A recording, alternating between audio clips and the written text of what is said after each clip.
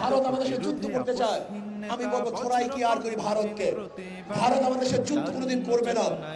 যদি যুদ্ধ করার দুঃসাহস দেখায় তাহলে ভারতের কালো হাতকে ভেঙে দেব। যদি ভারত আমাদের সাথে যুদ্ধ করতে চায় তাহলে বাংলাদেশের প্রত্যেকটা নাগরিক তার ঐক্যবদ্ধ হয়ে ভারতকে এমন শিক্ষা দিবে, এমন পরাস্ত করবে, তাদেরকে এমন ভাবে পরাজিত করবে যে পরাজিত ভারত কোনোদিন দেখে নাই, দেখবে না ইনশাআল্লাহ। আমি বলবো ভারতকে আপনি উস্কানি দিচ্ছেন। আপনার লোকজন আমাদের হাই কমিশনে আক্রমণ করেছে, আক্রমণ করেছে হাই কমিশনে নয়, বাংলাদেশে আক্রমণ করেছে।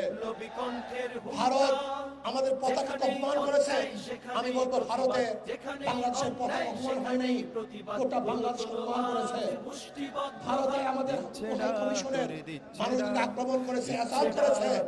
আমি বলবো সে আমাদের কমিশনের মানুষদেরকে আক্রমণ করে নাই, বাংলাদেশের প্রত্যেকটা মানুষের উপর আক্রমণ করেছে। তারা প্রত্যেকটা মানুষকে আঘাত করেছে। আমি ভারতকে স্পষ্ট ভাষায় বলতে চাই, আপনার যদি দুঃসাহস থাকে আপনি যুদ্ধ শুরু করুন। আমরা আগে করতে চাই না, আমরা আগে লড়াই করতে চাই না। আমরা চাই পার্শ্ববর্তী প্রত্যেকটা কান্ট্রির সাথে ভালো ব্যবহার করতে, ভালো সম্পর্ক রাখতে। আজকে ভারতকে বলবো আপনি উস্কানি দিচ্ছেন, পায় পাড়া দিয়ে আমাদের সাথে যুদ্ধ করতে চান। আজকে ভারতের একদল দালালরা আমাদের দেশকে অস্থিতিশীল করার চক্রান্ত করতেছে। আমি বলবো ইসকন এটা হিন্দুদের কোনো সংগঠন নয়, এটা সন্ত্রাসীদের সংগঠন, এটা টেররিস্টদের সংগঠন। এটা সন্ত্রাসবাদ কায়েম করতে চায়, এ দেশকে ধ্বংস করতে চায়, এই ভূখণ্ডকে ধ্বংস করতে চায়। আমি অন্তর্বর্তী সরকারকে বলবো ইসকনকে নিষিদ্ধ করুন। অল্প সময়ের মধ্যে ইসকনকে নিষিদ্ধ করুন।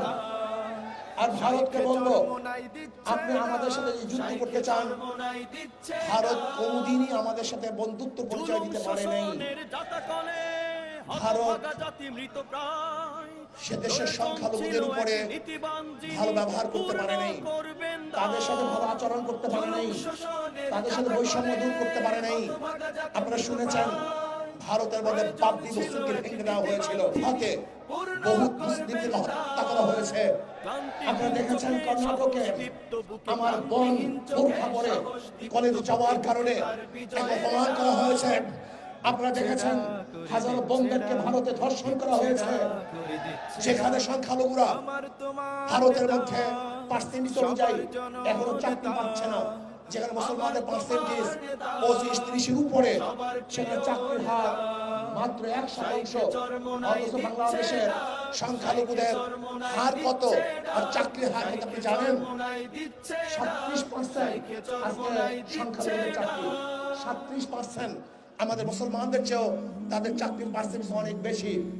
এরপর আমরা বৈষম্য করছি, অথচ যে ভারতের মধ্যে ধর্মীয় অনুষ্ঠান পালন করতে দেয় না, যে ভারতের মধ্যে ধর্মীয় মসজিদগুলিকে ধ্বংস করা হচ্ছে, যে ভারতের মধ্যে বারবার হিন্দু মুসলিম দাঙ্গা সৃষ্টি করার জন্য উগ্রবাদীরা চক্রান্ত করছে, যে ভারত আমাদের সাথে 71-এ বৈষম্য করেছে, 71-এর স্বাধীনতার পরে 30,000 কোটি টাকা সম্পত্তি ভারত লুট করেছে। আপনি জানেন 71-এ এই ভারত আমাদের বাংলাদেশ থেকে বাথরুমের ভালো ভালো টেপগুলি নিয়ে গেছে, বাথরুমের ভেসিনগুলি নিয়ে গেছে। যেই ঘরের মধ্যে ভালো আলমারি ছিল সেই আলমারিগুলো পর্যন্ত ভারত নিয়ে গেছে। আপনারা জানেন ভালো গাড়িগুলি ভারত আমাদের থেকে চুরি করে ভারত নিয়ে গেছে। আমাদের দেশে হাজার অস্ত্র ভারত ডাকাতি করে নিয়ে গেছে। ভারত আমাদের সাথে আজ পর্যন্ত ভালো বন্ধুত্ব পরিচয় দিতে পারে নাই। 25 সালা গোলামী চুক্তির মাধ্যমে ভারত আমাদেরকে গোলাম বানিয়েছে। ভারত ফারাক্কা বাদ দিয়ে আমাদেরকে মরুভূমিতে পরিণত করেছে। আমাদেরকে না খেয়ে মারার চক্রান্ত ভারত করেছে। আজ পর্যন্ত নদীগুলো 54 নদীর আজ পর্যন্ত পানির সমাধান ভারত করতে পারে নাই।